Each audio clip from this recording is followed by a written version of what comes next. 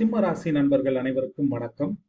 29 தேதியிலிருந்து, அதாவது நாளையிலிருந்து அஷ்டம சனி என்னும் நிலையில் சனி இருக்க போகின்றார்.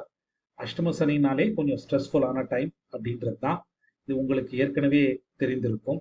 நான் எந்த விஷயங்களை இந்த வீடியோல கவர் பண்ண போறேன்னா, இந்த ஸ்ட்ரெஸ்ன்றது யாருக்கு அதிகமாக இருக்கும், யாருக்கு கம்மியா இருக்கும், ஓகேங்களா? சில எக்ஸப்ஷன்ஸ் இருக்கா அப்படின்ற விஷயங்களை தான் இந்த வீடியோல நம்ம பார்க்க போறோம். சனி சஞ்சாரிக்கும் காலகட்டத்தில் ராகு வந்து 8க்கு 12ஆம் வீடான 7ஆம் வீட்டில் இருக்க போகின்றார். இந்த 8க்கு 12இல் ராகு இருக்கக்கூடிய விஷயத்தை வேதை அப்படின்னு சொல்றோம். வேதை அப்படின்னா என்னன்னா ஒரு தடை அப்படின்னு சொல்லலாம், பிளாக். ஓகே, எதுக்கு தடை, எதுக்கு பிளாக் அப்படின்னா தீய பலன்களுக்கு, அஷ்டம சனியால் ஏற்படக்கூடிய தீய பலன்களுக்கு ஒரு தடை அப்படின்னு சொல்லலாம்.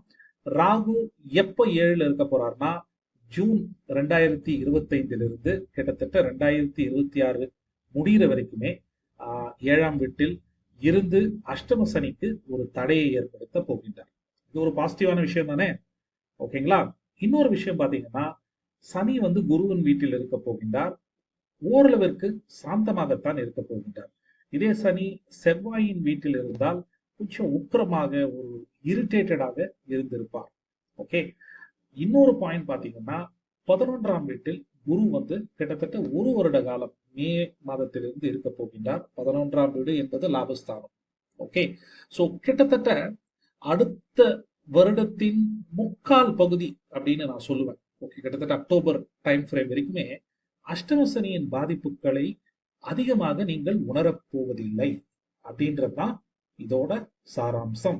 ஓகே, ஏதோ ஒரு விதத்துல ராகுவும் ஏதோ ஒரு விதத்துல குருவும் உங்களுக்கு ஹெல்ப் பண்ண போறாங்க. ஓகேங்களா? அடுத்ததாக பல பேர் சொல்றாங்க, நான் ஏற்கனவே அஷ்டம சனியின் பாதிப்புகளை உணர ஆரம்பித்து விட்டேன் அப்படின்ட்டு. ஆக்சுவலி இது ட்ரூ இல்லை.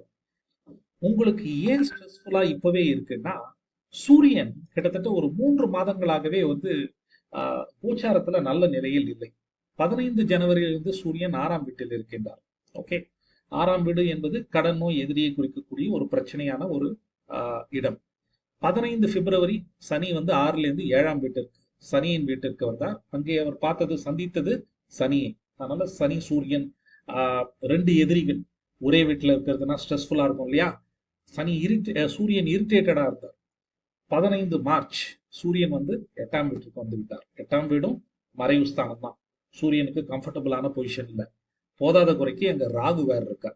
ஓகே, சோ சூரியன் ராகு, அதுக்கு முன்னாடி பிப்ரவரி மாதம் வந்து சூரியன் சனி, அதுக்கு முன்னாடி 6ஆம் வீட்டில் சூரியன். ஓகே, சோ இது எல்லாமே கொஞ்சம் பிரச்சனையான டிரான்சிட் தான். இந்த பிரச்சனையான டிரான்சிட் காரணத்தினால்தான் சிம்மராசினர் ஏற்கனவே அஷ்டம சனி ஆரம்பித்தது போல உணர்ந்து கொண்டிருக்கின்றீர்கள். 15 ஏப்ரல் ஓகே, சூரியன் வந்து 9ஆம் வீட்டிற்கு வந்து விடுகின்றார். 9இல் அவர் உச்சமாக இருக்க போகின்றார். பொதுவாகவே சிம்ம ராசியினருக்கு 9, 10, 11 ஆகிய இடங்களில் இருக்கக்கூடிய 3 மாத காலகட்டங்கள் நல்ல பலன்கள் இருக்கும்.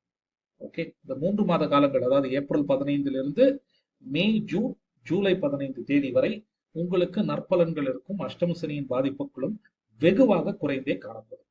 அதே நேரத்துல குருவும் 11ஆம் வீட்டில் நன்றாக இருக்க போகின்றார். நல்ல வாய்ப்புகளும் உங்களுக்கு இந்த 3 மாதங்கள் வர தொடங்கும். நான் திருப்பியும் அண்டர்லைன் பண்ண வேண்டிய விஷயம், அஷ்டம சனி உங்களுக்கு இன்னும் ஆரம்பிக்கல, கொஞ்சம் மனசுல வைத்துக்கோங்க. சனி வந்து கொஞ்சம் ஸ்லோவா நகரக்கூடிய கிரகம். கொஞ்சம் கொஞ்சமா தான் அவர் வந்து தன்னுடைய வேலையை காண்பிப்பார்.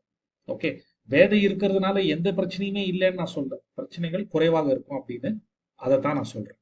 இறுதியாக யாருக்கு பிரச்சனை ஜாஸ்தியா இருக்கும், யாருக்கு பிரச்சனை கம்மியா இருக்கும், இதுக்கு நம்ம ஜனனகால கிரகங்களையும் கோச்சார கிரகங்களையும் இணைத்துத்தான் பலன் கூற வேண்டும்.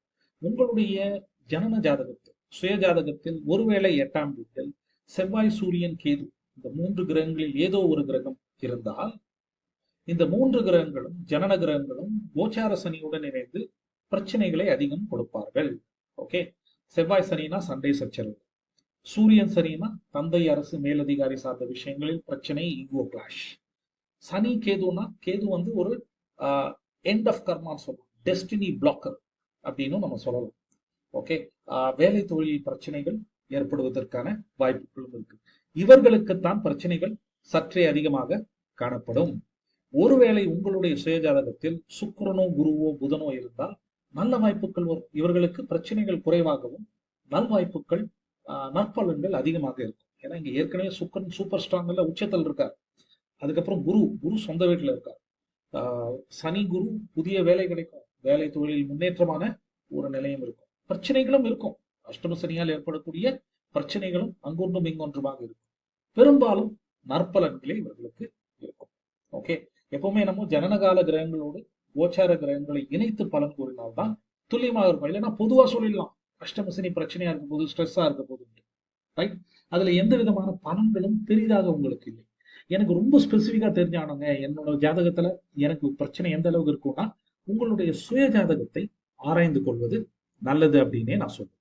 ஓகே, இறுதியாக ஞாயிற்றுக்கிழமை வரைக்கும் சந்திராஷ்டமம் இருக்கு, சூரிய கிரகணமும் இருக்கு, 6 கிரகண சேர்க்கை அப்படின்லாம் நிறைய வீடியோக்கள் உலவுகின்றன. இதுக்கு பயப்படணும்னா பயப்படாதீங்க. ஏன்னா சூரிய கிரகணம், சந்திர கிரகணம் இதெல்லாம் இயற்கை நிகழ்வுகள். ஓகே, என்ன ப்ரிகாஷன் எடுத்துக்கணும் அப்படின்னா, 15 ஏப்ரல் வரைக்கும், அதாவது இன்னும் 2 வார காலங்கள் பெரிய முக்கியமான டிசிஷன்களை எடுக்காதீர்கள், ஓவர் ரியாக்ட் செய்யாதீர்கள். குறிப்பாக ஞாயிற்றுக்கிழமை வரை ஓவர் ரியாக்ஷன்லாம் வேணாம், இம்பார்ட்டன்ட் டிசிஷன்ஸ்லாம் எடுக்காதீர்கள். ஓகே, சந்திராஷ்டமத்திற்கு நீங்கள் எடுக்கக்கூடிய ப்ரிகாஷன்ஸை கடைபிடித்தாலே போதும். இதை தவிர வேற எதுவும் தேவையில்லை. சரிங்களா? ஸோ சமரி கிட்டத்தட்ட 2026 பெரும் பகுதி வரை பெரிய பிரச்சனைகளும் உங்களுக்கு இருக்காது. சிற்சில பிரச்சனைகள் இருக்கும், அங்கொன்றும் இங்கொன்றுமாக வந்து போகும், பெரிய பிரச்சனைகள் இருக்காது. சரிங்களா? ராகு ஓரளவுக்கு ப்ரொடெக்ஷன் கொடுக்கிறார்.